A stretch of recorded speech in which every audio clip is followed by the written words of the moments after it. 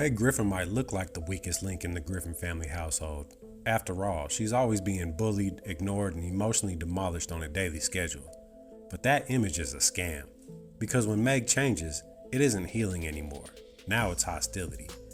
With brand new tattoos and choosing violence as an answer with no fear and no breaks, this isn't survival now. Welcome to the journey of evil Meg. Stick around to watch her kick ass and chew bubblegum. And she's fresh out of bubblegum. Let's be real. Everyone laughs at Meg, even the viewers.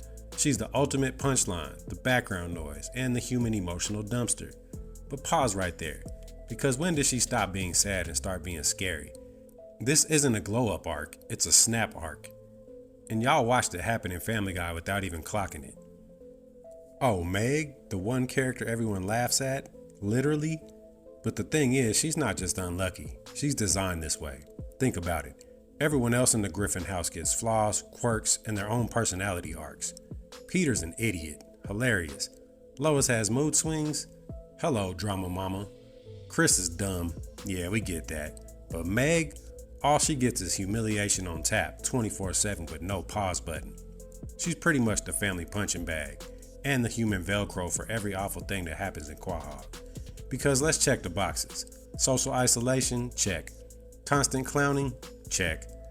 Narrative protection, nah, not that one. Respect, ha, that's funny.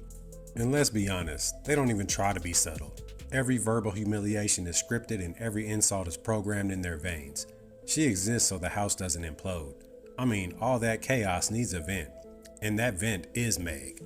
So when she does snap, she becomes evil Meg. You realize it's not random. The universe built her for this. Every joke on her was a training montage for her ultimate don't fuck with me mode. So are we ready to dive into what happens when the punch bag finally fights back? Meg didn't become evil Meg overnight. No. She had years and years of chronic disrespect and emotional beatdowns. Every joke about her weight, every sigh, every shove into social oblivion, all of these were building blocks for the trauma to be followed by armor instead of therapy. Even thinking about something like that happening to yourself is like a humiliation ritual. Every insult, every public rejection, every nobody cares moment, all of them were her norm. By the time she's done, she's not just hardened. She's practically a walking fortress of middle school rage and sarcastic anger. She didn't grow in confidence, but just grew a different emotional scar tissue. And no one ever faces consequences. Lois doesn't apologize. Peter doesn't even notice. Chris and Stewie, too busy being themselves to intervene. Comedy requires her pain, and the show, they generously supply it. Boundaries? What are those? Those words aren't in the Griffin household dictionary.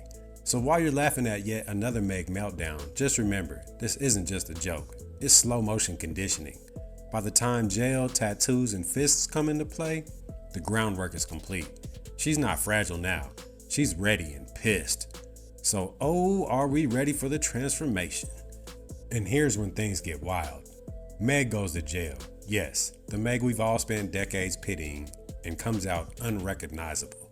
With tattoos and a posture that screams, don't even think about it. Eyes that say, I will f you up and enjoy it. Who's the biggest, toughest guy in this house? Well, I don't like to toot my own horn, but I believe I hold the distinction of...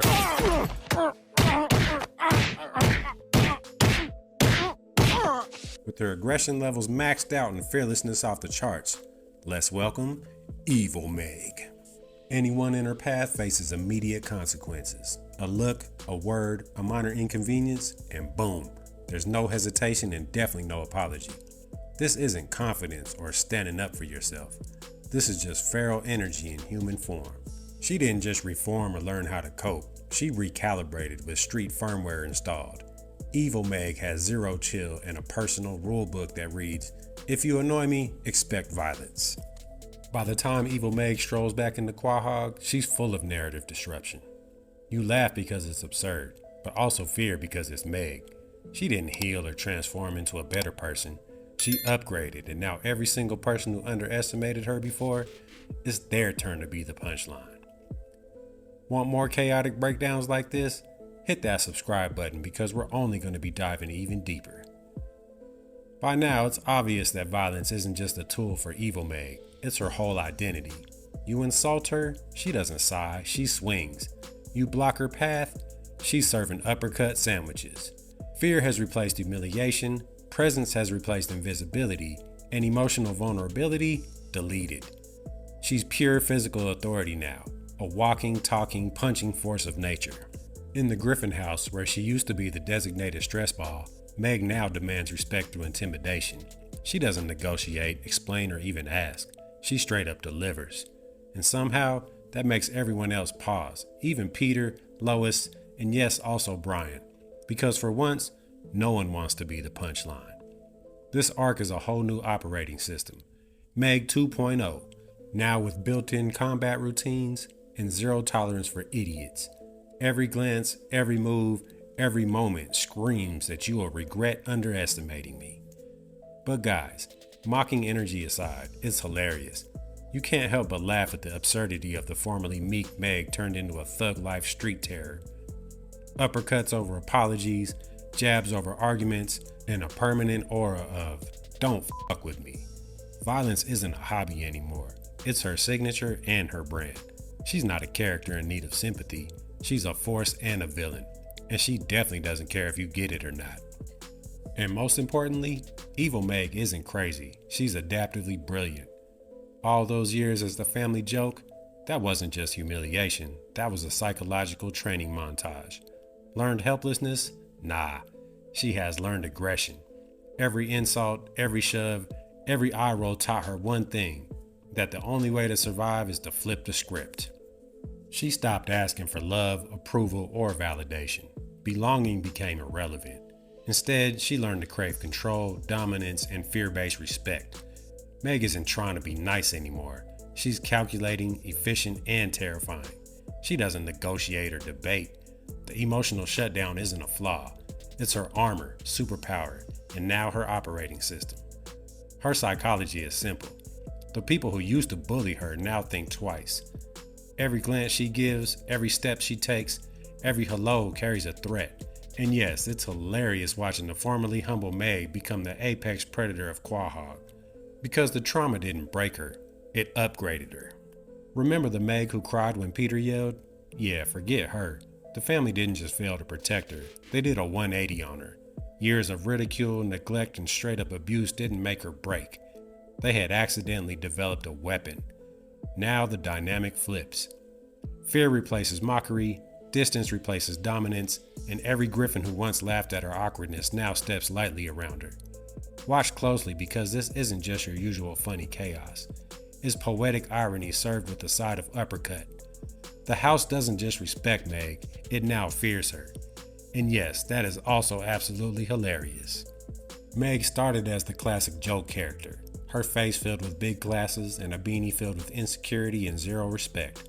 Basically the whole punchline package.